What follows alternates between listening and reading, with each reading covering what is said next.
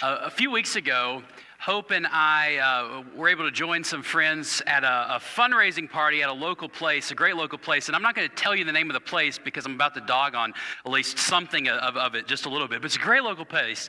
And we were having a great evening. There were food and there were drinks and everything was great except the whole setup around the bar was really, really terrible.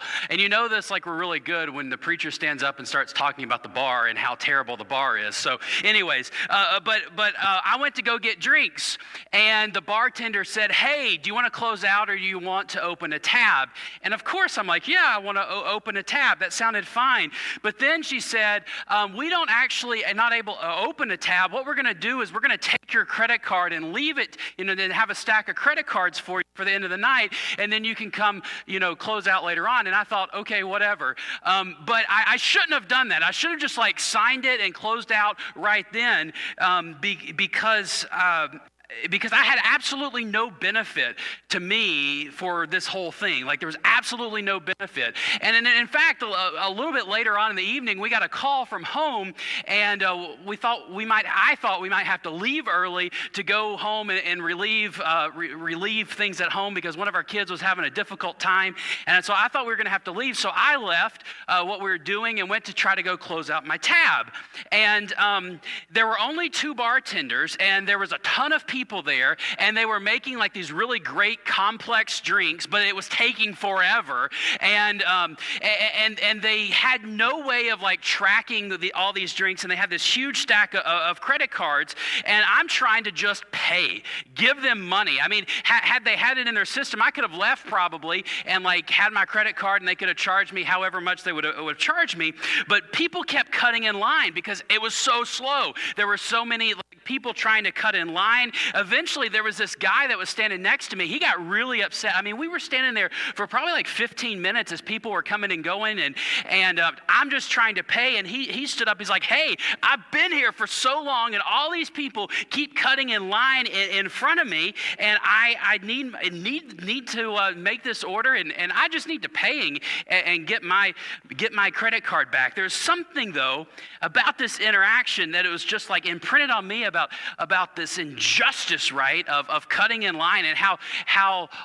we have from as young people and as children, we have this idea that when you're in line, there's this sacredness to standing in line, and there's rules around standing in line, especially for young kids. We learn them from the earliest of days, and there's rules around it. And so as kids, they try to figure out what these rules are. It's can somebody hold my spot in line? Is that okay for somebody to hold my spot in line? Or if I see my friend, can I ask my friend if I can cut in front of them? Or do I have to ask everybody else that I've cut in front of to see if that's okay? And then what do you do with line breakers? I mean, people that break that sacred trust of the line, and do you string them up on the wall? Do you castigate? What do you do with line breakers? There's, if somebody cut in line in front of you while you're a kid standing and waiting for lunch, I mean, there's probably this rage that comes out, at least this injustice, this sense of something has to be done. I love this study, though, that some Danish researchers did a few years ago, and they were kind of looking at this idea of how people wait in line and what the most efficient way of waiting in line would be. And the most efficient waiting in line, the way of waiting in line would be the thing that optimize wait times to make sure that people waited as few minutes as possible. And of course, we all know that when you're waiting in line, it's supposed to be first come, first served. And those that are here first, they get served first. And what happens when this is the case and there's a scarcity, people line up early.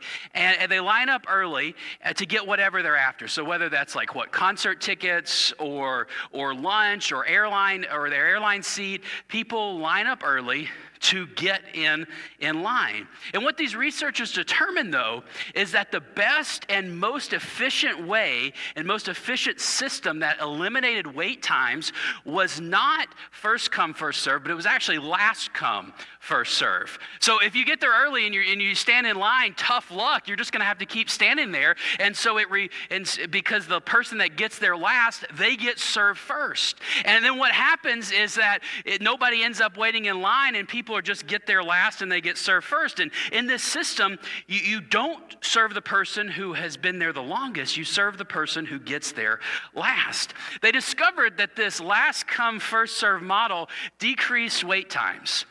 But could you imagine living in a world where the last come first? I mean, could you imagine living in a world where you might have lined up to get into the theme park, or you might have lined up to get to the water fountain, or lined up to get to those tickets, but yet the person who wasn't prepared, the person who slept late, the person who had a leisurely breakfast and stopped at Starbucks on the way in, they got there last, but yet they got there first. I mean, it might decrease wait times, but what about that sense of fairness?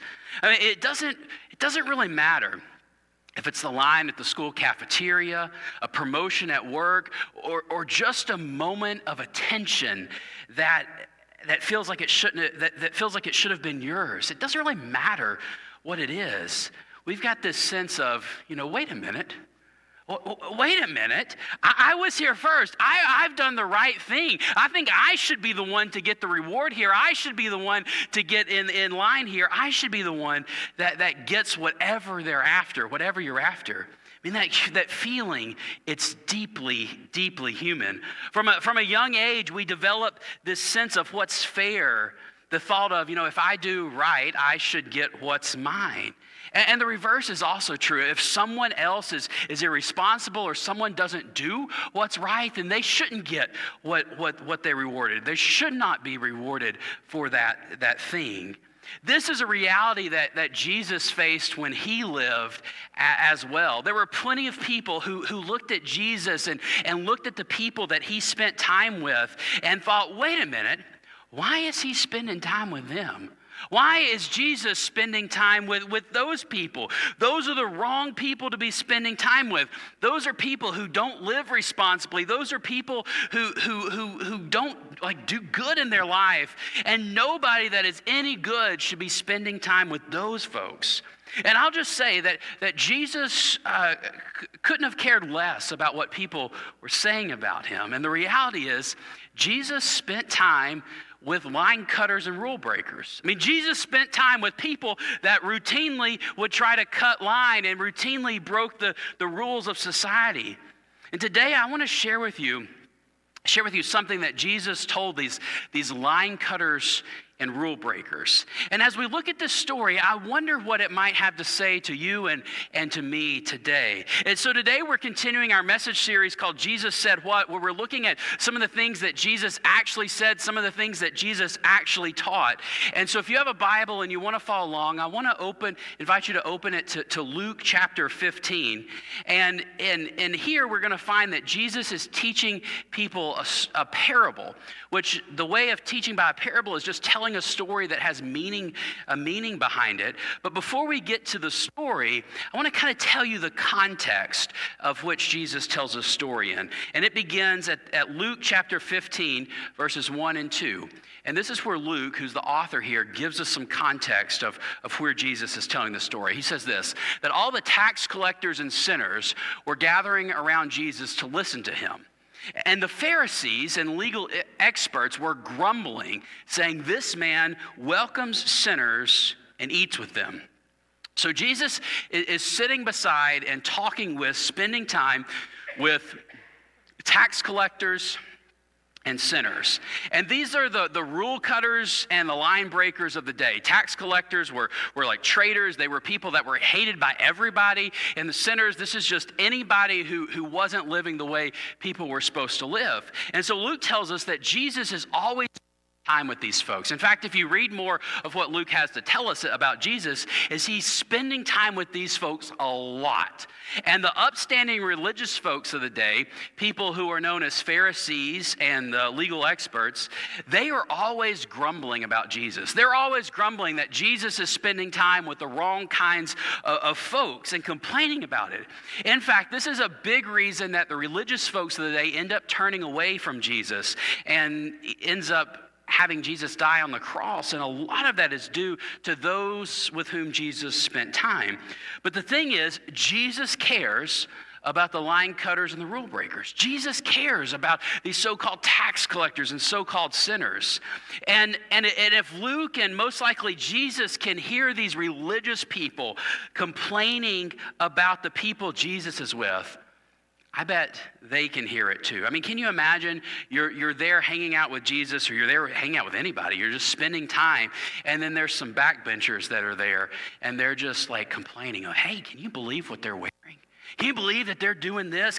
It's just like being in middle school all over again. Like everybody, you got your groups here, and then you got this other group that are kind of like pointing fingers and texting mean things about folks, and they're like, trying to get under people's skin, or trying to look better than other people. And so can you imagine just sitting there trying to listen to Jesus, spending time with Jesus, trying to understand what's going on, maybe looking for something good in life, but there's people who are supposed to be the reputable folks, the popular folks, the good folks of the town. They're sitting on the outside, and they're just casting blame. They're just talking down about all of these folks, speaking ill words about them, judging them.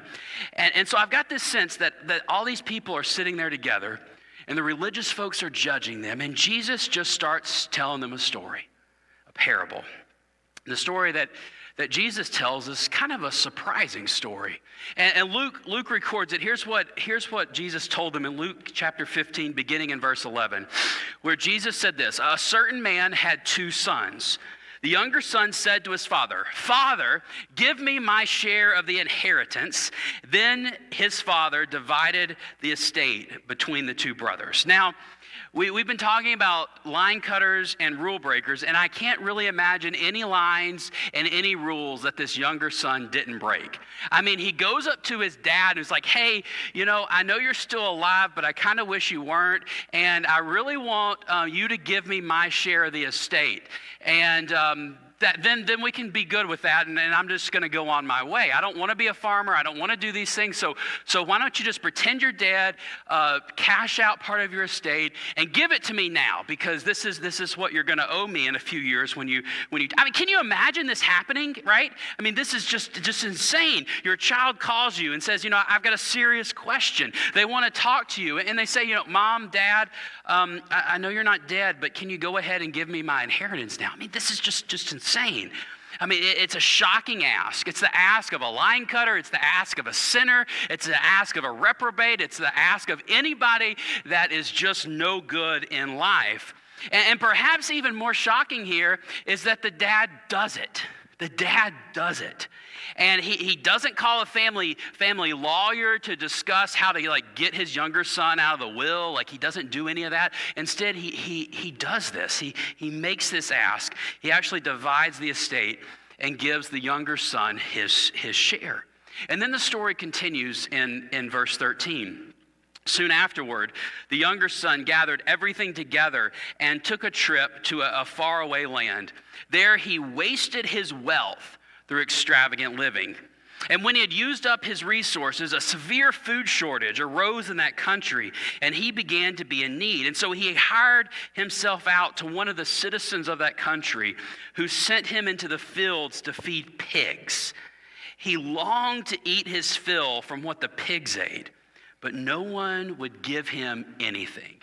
Now, by this point, I bet the religious folks have got their ears perked up, and they're sitting in judgment and about these folks Jesus is talking to, and they might be pretty happy at this point, because they're thinking, yeah, this kid who was wrong, who was a sinner, this kid who did what he shouldn't have done, he got his due, and Jesus is finally going to say something right. He's finally going to get it right and tell those who have done wrong and who are living on the wrong side of life that they are, that they're going to get what they deserve, that they're low lives, just like this kid in the story. What I want you to know that this is a really bad thing that is happening to this young person, this younger child. Because for a Jewish person, it's an even worse fate than you might imagine, because you likely know that in Judaism, there's a taboo against eating pork. Jews don't eat bacon and pulled pork and things that are delicious. They have other delicious things. Lord, forgive me for that. But they have other delicious things, but they don't eat pork, right? But it's even more than that. It's not that they just don't eat pork. It was forbidden for them even to farm pork and to work on a pig farm. And so you have this. In fact, there's a Jewish law at the time that says, cursed is anyone who feeds pigs. Like it's a curse. It's bad. And so you have this young person who is completely destitute, has nothing else, and in fact, he debases himself so much to do something that God says is forbidden. So everyone listening to Jesus would know the implications of this. And perhaps at this point, the religious people are getting a little excited that maybe Jesus is finally going to give it to the sinners. Maybe he's finally going to tell them how bad they are. And maybe the sinners, those that are struggling in life, the line cutters and rule breakers, maybe the ones that are gathering around Jesus, maybe they're thinking at this point, getting a little worried. Like, what is he going to say to us? Is he going to call us out? I don't know about you. I don't like being called out when I do things wrong. I don't like it, especially in a group setting. And so maybe they're a little nervous too. So here's what happens in verse 17. We read that when he comes to his senses, this is a young man feeding pigs. He said, "How many of my father's hired hands have more than enough food? But I'm starving to death. I will get up and go to my father and say, 'Father, I have sinned against heaven and against you.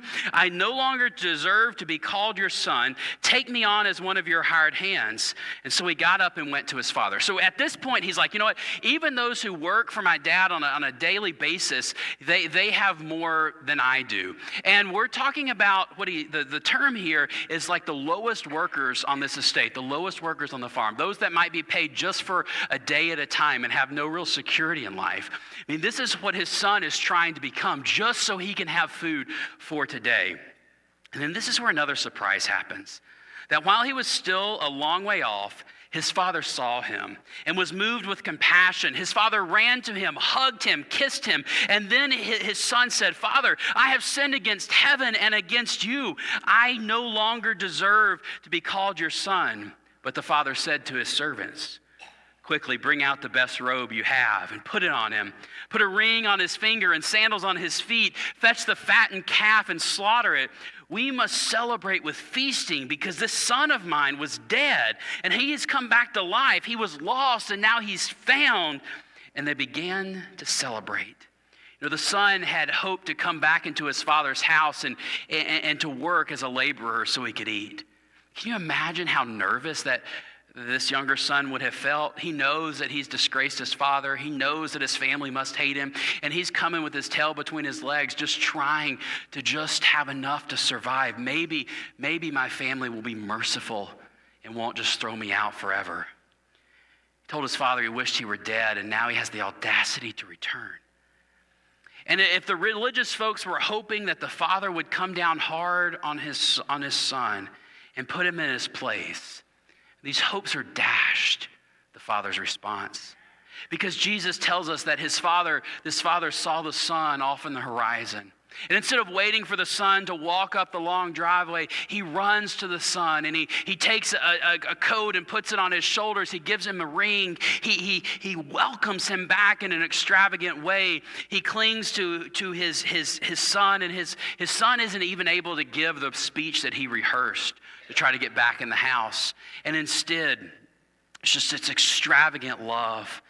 This extravagant love. And then he pulls out and gets the fattened calf, something that might be going to market, something that might be sold, something that might be saved for a huge feast. And they slaughter that so that they can have a huge feast and invite the whole community in. One pastor reflects on the story that if you looked at the crowd of sinners and tax collectors, I suspect that you would have seen tears streaming down their faces. I mean, this is what they wish their earthly fathers had been like. This is what they've longed for in life. This is perhaps why they're sitting at the feet of Jesus, trying to just get scraps, trying to just have a new place, a new start in life, and the hopes of the good religious folks that Jesus might finally tell the sinners off while they're gone. And then now Jesus turns his attention to those religious folks who had been listening and judging, because Jesus starts to tell us about the older brother. Because there were two brothers, and one left and squandered his ill-gotten inheritance, and the other stayed behind. He was always responsible. Here's what we read in verse 22. Jesus tells us that now his older brother was in the field. Coming in from the field, he approached the house and he heard music and dancing. So if you've been out working all day, can you imagine coming home and you hear like party music, you hear that there's like something happening, you know that something good is going on. You might start getting excited that there's going to be a great feast in front of you, or at least a party, some way to have fun, to enjoy what's going on. And so the older brother called one of the servants and said, "Hey, what's going on?" He doesn't know. And the servant replied, "Well, your brother has arrived. And your father has slaughtered the fattened calf because he received his son back safe and sound." The older brother was furious. He's not excited about the party anymore. He's furious. And he didn't want to go in, but his father came out and begged him. He's like, "Come on in. Come in. I want you to be a part of this." And he answered his father, "Look, I've served you all these years, and I've never disobeyed your instruction. Yet you've never given me as much as a young goat so I could celebrate with my friends. But when this son of yours," not even my brother, right? When this son of yours returned, after gobbling up your estate on prostitutes, you slaughtered the fattened calf for him." And then his father said, "Son, you've always been with me. You've always been with me. And everything I have is yours. We've shared supper together. We've eaten together. We've drank together. We've had parties together. We've grown closer together. We've talked about life together.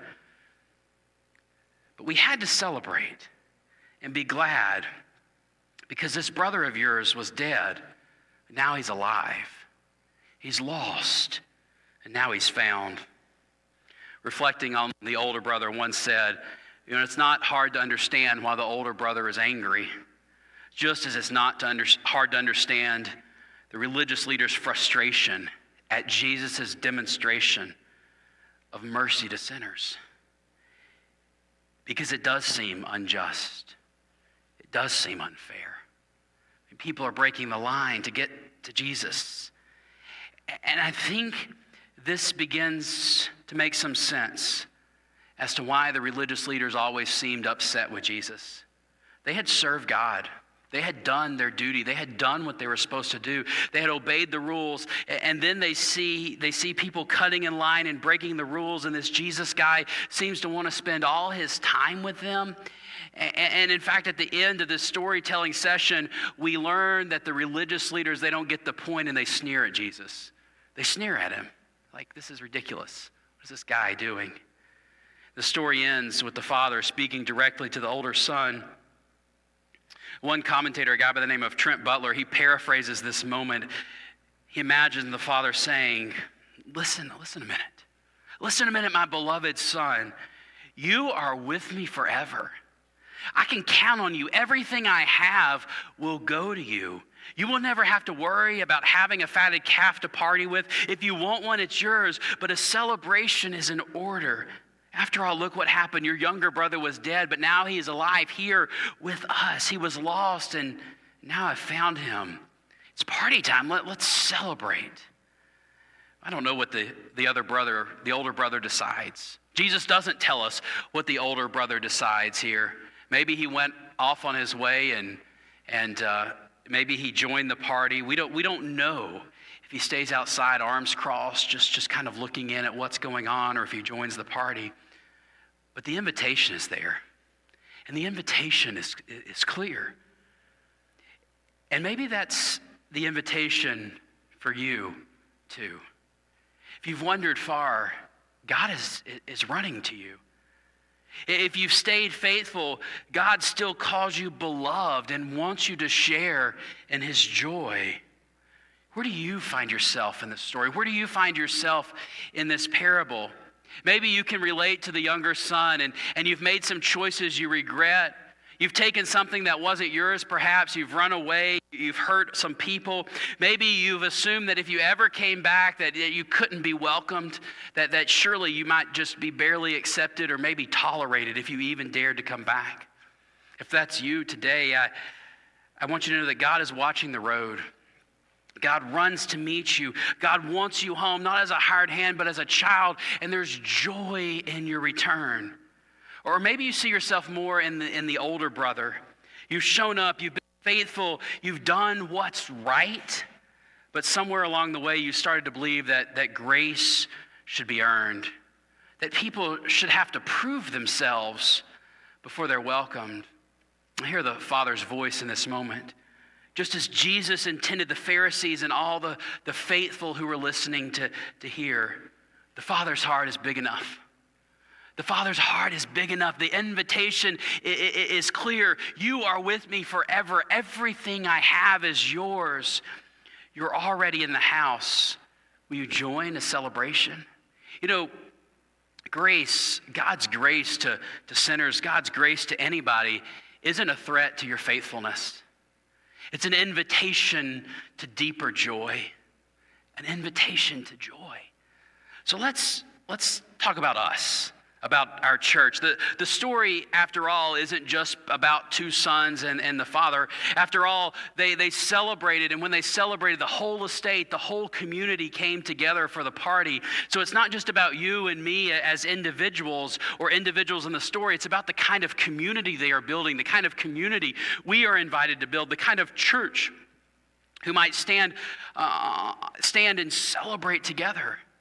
Are we building the kind of church where people might stand on the edge of a celebration, evaluating everyone who gets in? Or are we the kind of church who reflects the welcoming and running heart of God? Will we celebrate when someone far from God takes their first step home? Will we welcome the rule breakers and the line cutters and people who didn't get it right the first time or the second time or the third time or the 35th time? Will be the kind of place where heaven throws a party because someone was lost and now is found. Because that's the kind of church that Jesus calls us to be.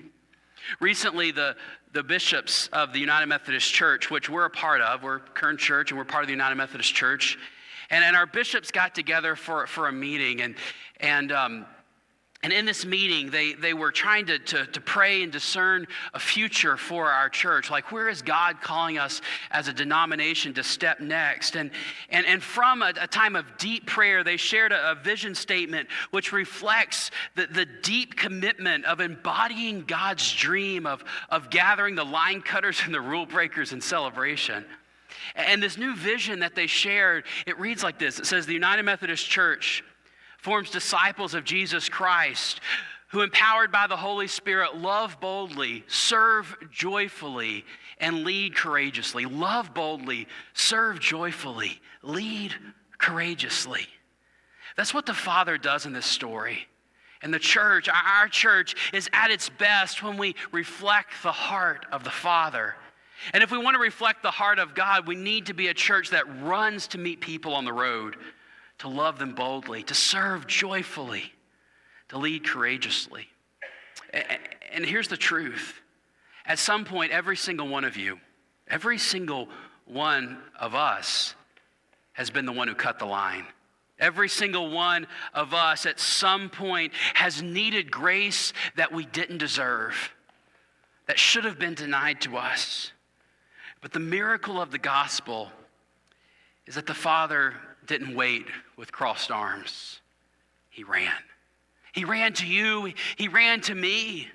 So church, let's be a church that runs too. Let's be a church that throws the right kind of parties, not for prestige or not for performance, but for people who were lost and now are found.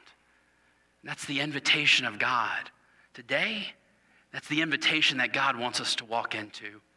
So right now what I want to do is I want to pray for you, and I want to pray for our church that we will throw the right kind of parties, that we will be the kind of people who welcome in. And if you are today and you are struggling and you know you have done something that you need to be welcomed into God's heart, that you just not even sure how to begin, I want to invite you to take a step and to turn to God. So let's pray. God, I give you thanks that you show us your way. I give you thanks that you are a good God who comes running after us in times of need and times of struggle. And Lord, if there is anyone here today that is in need of your grace in a powerful way, that is in need of that embrace that the Father gives the younger brother, or maybe the invitation that the Father gives the older brother, would I pray that they just open their hearts to you. Just ask you, God, to move, to embrace them in your love and grace. And Lord, help us to be the church, to be the kind of people who love boldly, who serve joyfully, who lead courageously into your new future. Welcoming those who are far away, welcoming those who are close at hand, so that we can embrace and love with your love. I give this all to you, God. In your name we pray. Amen.